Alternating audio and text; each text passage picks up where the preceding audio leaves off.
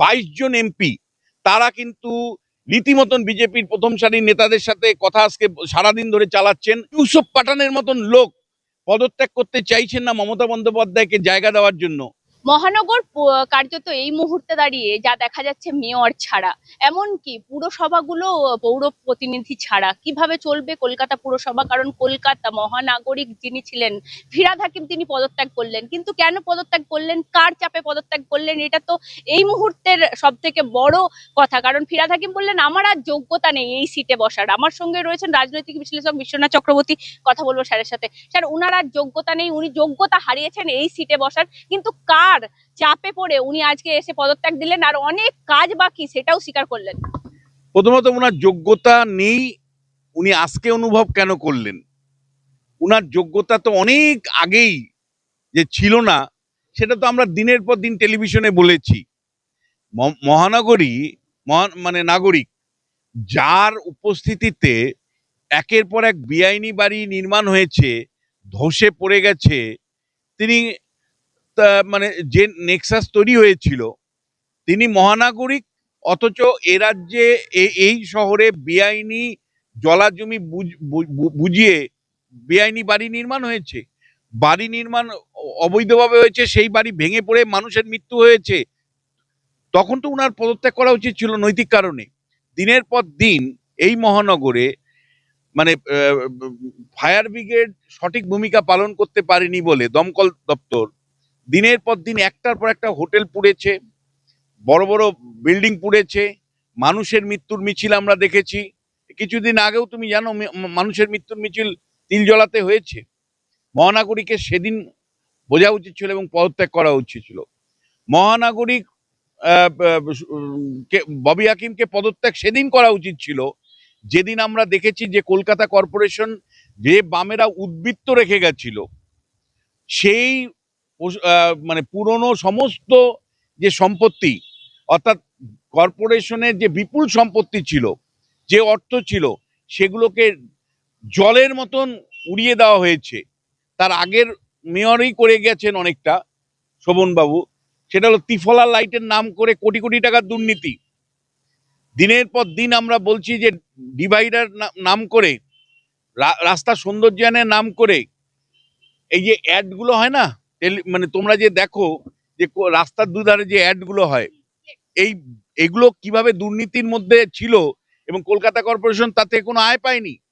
এগুলো কার্যত বলা যায় এক ধরনের তোলাবাজরা এই কলকাতা কর্পোরেশনে অ্যাড পিছু যে টাকা পাওয়ার কথা ছিল তার পেত না। মহানগর মানে নাগরিক সেদিন পদত্যাগ করা উচিত ছিল যেদিন কলকাতা কর্পোরেশনের দুর্নীতি নানা ইস্যুতে বারবার আমরা প্রশ্ন তুলেছি, সেদিন উনার পদত্যাগ করা উচিত ছিল।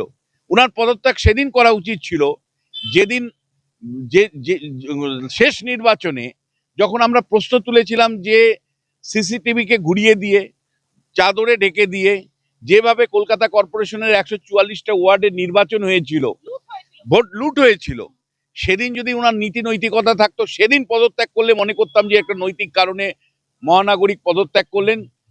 ববি হাকিমের সেদিন পদত্যাগ করা উচিত ছিল। যে মানে ওই পদে উনার আসলে বসা উচিত ছিল কিনা সেটা উনি প্রশ্ন করব আমি।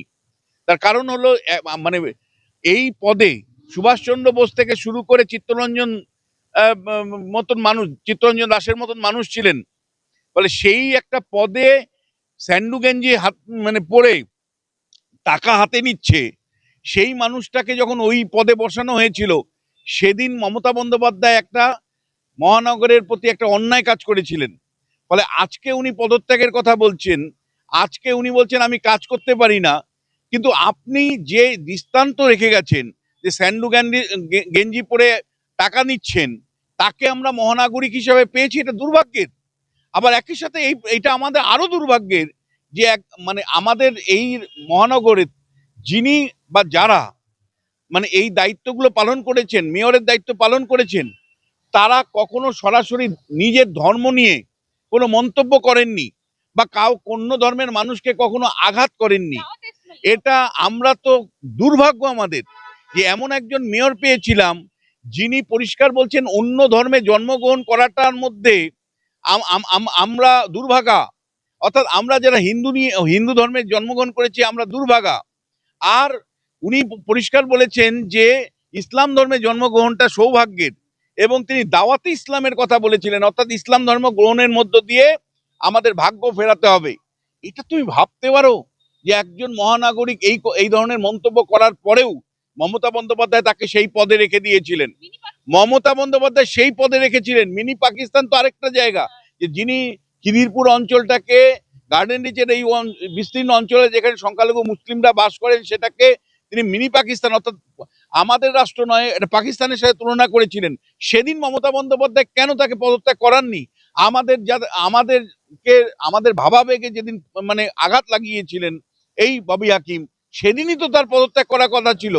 এবং সত্যি বলতে গিয়ে নীতি নৈতিকতার জায়গা থেকে যদি তুমি বলো, তাহলে আমি বলবো যে 101টা ওয়ার্ড, 144টা ওয়ার্ডের মধ্যে 101টা ওয়ার্ডে উনি পরাজিত হয়েছেন, উনার দল পরাজিত হয়েছে। তারপরে নীতি নৈতিকতার প্রশ্ন যদি সামনে থাকতো, তাহলে উনার তখনই পদত্যাগ করা উচিত ছিল। অর্থাৎ 4 তারিখের রেজাল্টের পরেই যে হ্যাঁ, এই পুরো মহানগরের অর্থাৎ কলকাতা কর্পোরেশন এলাকার লোক আমার প্রতি আস্থা রাখেনি, আমি পদত্যাগ করতে চাই। ফলে আজকে তিনি পদত্যাগ কেন করতে চাইছেন, তার কারণ হলো খুব পরিষ্কার, যে চাচা আপন প্রাণ বাঁচা। আজকে তার বিরুদ্ধে একের পর এক অভিযোগ এসছে, আজকে একের পর এক অভিযোগে তার পরিবার বিধ্বস্ত। এখন প্রশ্নটা হচ্ছে যে এই অভিযোগগুলো যদি সরাসরি পুলিশ প্রশাসনের এগুলো খোঁজ খবর করতে শুরু করে, তাহলে সমস্যাটা অনেক বেশি বাড়তে পারে। আজকে উনি বলছেন যে কমিশনার আমার কথা শুনছে না। আমার প্রশ্নটা হচ্ছে যে কমিশনারের সাথে আপনি কোঅর্ডিনেশন কতটুকু করেছেন?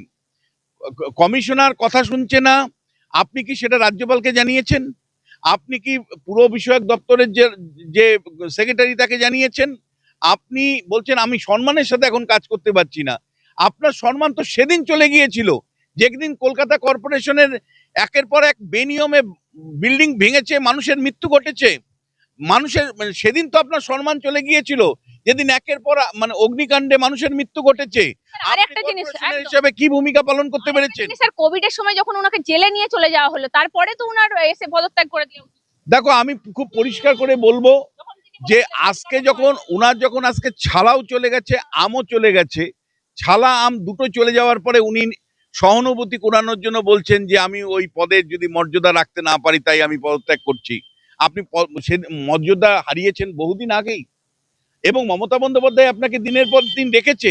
আমরা প্রশ্ন তুলেছিলাম বারবার যে একজন ব্যক্তি দুটো বা একাধিক পদে কেন একজন ফুল টাইমের মেয়র কলকাতার মতন একটা বড় শহর পাবে না? কলকাতার প্রবলেম, কলকাতায় এত জনসংখ্যা, 144টা ওয়ার্ড, একটা ঐতিহ্যশালী একটা কর্পোরেশন, সেই রকম একটা কর্পোরেশনে একটা ফুল টাইম মেয়র পায়নি। আমরা দিনের পর দিন স্টুডিওতে চিৎকার করেছি যে কেন একজন ফুল টাইম মেয়র দেওয়া হবে না। আজকে আপনি বলছেন আমি কাজ করতে পারিনি, আপনি কাজ করতে আগেও পারেননি। তার কারণ আপনি একাধিক দপ্তরের দায়িত্ব ছিলেন। আপনি তৃণমূল কংগ্রেসের পার্টি চালাবেন, নাকি আপনি পুর বিষয়ক দপ্তর চালাবেন, নাকি আপনি কলকাতা কর্পোরেশন চালাবেন? ফলে আপনি কার্যত বলা যায় যে মমতা বন্দ্যোপাধ্যায় আপনাকে ওভারলোডেড করে রেখে দিয়েছিল। না আপনি মেয়রের দায়িত্ব ঠিক মতন পালন করেছেন, না আপনি ফলে আজকে এই প্রশ্নটা আসবে যে 4 তারিখে নির্বাচনের ফলাফল দেখে নৈতিক কারণে যদি তিনি পদত্যাগ করতেন, সেটা কিন্তু ফিরহাদ হাকিমের জন্য কিছুটা হলেও ভালো হতো। আজকে সবকিছু যখন আপনি হারিয়ে ফেলেছেন, আপনার দল যখন বিভাজিত হয়ে গেছে, আপনার দল তৃণমূল কংগ্রেসটাই যখন আর রাজ্যের বিধানসভার মধ্যে নেই, কালীঘাটে তৃণমূল কংগ্রেস কার্যত উড়ে চলে গেছে, এবং সংসদের ভেতরে যে পার্লামেন্টারি পার্টি, সেই পার্লামেন্টারি পার্টি ভেঙে যাওয়া মাত্র কয়েক ঘন্টার অপেক্ষা। তো ইতিমধ্যেই খবর আমাদের কাছে আছে যে 22 জন এমপি তারা কিন্তু রীতিমতন বিজেপির প্রথম সারির নেতাদের সাথে কথা আজকে সারাদিন ধরে চালাচ্ছেন, এবং দুটো ভাগে বিভক্ত হয়ে মানে টুকরো হয়ে যাবে মমতা বন্দ্যোপাধ্যায়ের পার্লামেন্টারি পার্টি। সেটা কিন্তু বলা যায় যে মানে নামকে বাঁচতে থাকবে, সময় অপেক্ষা। আজকে যখন আপনার বিধানসভার পার্টি ভেঙে গেছে, আপনার কালীঘাটের পার্টি জনসমর্থন নেই, মমতা বন্দ্যোপাধ্যায়কে দেখুন চোর চোর বলছে, পার্টি যখন নিঃসঙ্গ অবস্থা, মমতা বন্দ্যোপাধ্যায় অভিষেক বন্দ্যোপাধ্যায় নিঃসঙ্গ অবস্থা, দিল্লিতে যখন আপনার পার্লামেন্টারি পার্টি ভেঙে যাচ্ছে, এমনকি ইউসুফ পাঠানের মতন লোক পদত্যাগ করতে চাইছেন না মমতা বন্দ্যোপাধ্যায়কে জায়গা দেওয়ার জন্য বলে খবর। সেই রকম একটা নিঃসঙ্গ অবস্থায় আপনি এতদিন 1 মাস ধরে পদটা ধরে রাখলেন কেন? আপনি যদি নীতি নৈতিকতা দেখাতে হতো তাহলে আপনাকে কিন্তু 4 তারিখের ফলাফলের পরেই আপনাকে বলতে হতো মানুষ আমার প্রতি আস্থা রাখেনি, ফলে আমার পদত্যাগ করা উচিত। আর একটা গুরুত্বপূর্ণ কথা আপনি যখন তুললেন মেয়রের পদত্যাগের সাথে সাথে এই যে লোকসভার এমপি ভেঙে যাচ্ছে কার্যত, যেটা বললেন আজকে সুখেন্দু শেখর বলেছেন তিনি যে ভেঙে যাচ্ছে, আমার কাছে যা খবর তারা বিজেপি কে সাপোর্ট করে দেবে, এরকম মন্তব্য তিনি। 100%। আমি তো বহুদিন থেকে তোমার চ্যানেলে 4 দিন বলেছি, এবিপি আনন্দেতে অন্তত 5 দিন বলেছি যে পার্টি, আমার কাছে যা খবর আছে তাতে পার্টিটা পরিষ্কার ভেঙে যাচ্ছে। পার্লামেন্টারি পার্টি কাকলি ঘোষ দস্তিদারের নেতৃত্বে লোকসভায়, সুখেন্দু শেখর নেতৃত্বে রাজ্যসভায় তারা আলাদা পার্টি হিসাবে মানে নিজেদের দাবি করছে, বা মানে মূল তৃণমূল হিসাবে দাবি করবে। এবং পরিষ্কার রাজ্যে যেমন কন্ট্রোল বিরোধী তুমি দেখছো, সন্দীপন শাহ এদের নিয়ন্ত্রিত বিরোধী, দিল্লিতেও নিয়ন্ত্রিত বিরোধী হবে। দেখো নরেন্দ্র মোদীর এটাকে মানে এনকারেজ করবে, অমিত শাহ এনকারেজ করবে। 240টা আসন আছে, একদিকে ক্র্যাচ হলো জেডিইউ, আরেকদিকে মানে নীতিশের জেডিইউ, আর আরেকদিকে চন্দ্রবাবু নাইডুর তোমার টিডিপি, তেলুগুদেশম পার্টি। তার বাইরে যদি আমি 22টা এমপি পাই তাহলে আমার শক্তিটা, আমার অবস্থানটা আরো মজবুত হবে। দ্বিতীয় যেটা সেটা হলো আমি তৃণমূলটাকে ভেঙে দিতে পারলাম। তৃতীয় যেটা সেটা হলো যে আমার একাধিক বিল, মানে মহিলাদের ডিলিমিটেশন বিল সমেত একাধিক বিল আমার এখনো সংসদে পড়ে আছে 2/3 মেজরিটির অভাবে। তাহলে আমার এই 22টা সাংসদ যদি পাই তাহলে আমার পক্ষে সংসদের ভেতরে একের পর এক বিল, যেগুলো আমার এজেন্ডা, নির্বাচনী এজেন্ডা, সেগুলো যদি আমি পাশ করিয়ে নিতে পারি তাহলে তার মতন সুখ কি হতে পারে। আর একটা গুরুত্বপূর্ণ জিনিস, একদম মমতা বন্দ্যোপাধ্যায়ের জন্য ইউসুফ পাঠান সিট ছাড়তে চাইছে না, তাহলে কি মমতা বন্দ্যোপাধ্যায় এই মুহূর্তে দাঁড়িয়ে আসতে চাইছে মানে রাজ্য রাজনীতিতে? তিনি যেমন ব্যাকফুটে চলে গেছেন, দলনেত্রী হিসেবে শুধু রয়েছেন, সেটা থেকে দেখো খবর একটা আছে। খবরটা কি? ইউসুফ পাঠানের অবস্থান কি? যা জানতে পারছি, ইউসুফ পাঠানের অবস্থান পরিষ্কার বিজেপি পন্থী, অর্থাৎ মমতার বিরুদ্ধে। কলকাতার বুকে একজন বিখ্যাত ক্রিকেটার একটু কথা চালাচালি করছিলেন, ইউসুফ পাঠানকে ফোনে পাওয়া যাচ্ছে না বলে। ইউসুফ পাঠানের অবস্থান কি? যা জানতে পারছি, ইউসুফ পাঠানের অবস্থান পরিষ্কার বিজেপি পন্থী, অর্থাৎ মমতার বিরুদ্ধে। তাহলে তুমি ভাই বিজেপি পন্থী যখন, তাহলে পদত্যাগ করো। এই কথাটা এসছে কথা প্রসঙ্গে, না আমি পদত্যাগ করব না। এবং এটা অ্যাজামশন করছি, এটা ভুল হতে পারে, যে তাহলে কি দলনেত্রী কোনো একটা আসন খুঁজছেন। দেখো দিনের শেষে কি হবে সেটা তো পরে, কিন্তু ইউসুফ পাঠান, আমি যতটুকু যদি ইনফরমেশন ভুল না করে থাকি, আমার কাছে ভুল হওয়ার সম্ভাবনা খুব কম। ইউসুফ পাঠান একে কলকাতার থেকেই ফোন করা হয়েছিল, মানে যখন পাওয়া যাচ্ছিল না। তিনি পরিষ্কার করে বলেছেন মোদী সরকারের সমর্থন উনি করবেন। এবং ফাইনালি একটা কথা বলি, এই যে এত ভাঙ্গন ঠাঙ্গন দেখছো, তৃণমূল তো সবচেয়ে বড় ধনী দল, 1600 কোটি টাকা শুধুমাত্র বন্ড, শুধু বন্ড তুলেছিল 1600 কোটি টাকা। বিজেপির পরে সবচেয়ে ধনী দলের নাম হলো তৃণমূল কংগ্রেস। আচ্ছা, ওই ফান্ডগুলো বিভাজন হবে না?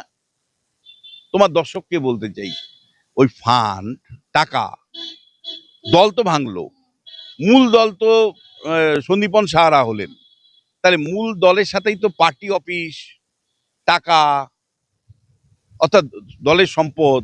মানে এটা কমিউনিস্ট পার্টি যখন ভেঙেছিল, কমিউনিস্ট পার্টি কিন্তু ওই প্রশ্নটা মানে নিয়ে বেশ বড় বিবাদ হয়েছিল। সিপিআই আর সিপিআই থেকে যখন সিপিএম ভাঙে, তখন এই ফান্ড, পার্টি অফিস, তো সেটা কি আমরা অল্প সময়ের মধ্যে মানে দেখবো যে শুরু হচ্ছে, যে ফান্ড দখল কার যাবে তার নিয়ে লড়াই, পার্টি অফিস কার দখলে যাবে সেটা নিয়ে লড়াই। এই দিনটা কিন্তু আজকে মমতা বন্দ্যোপাধ্যায়কে দেখতেই হতো, যে অন্যায়, অবিচার, অত্যাচার মানুষের উপর করেছেন উনি। এই পরিণতি কিন্তু আমরা সবাই দেখতে পেয়েছিলাম মমতা বন্দ্যোপাধ্যায় ছাড়া।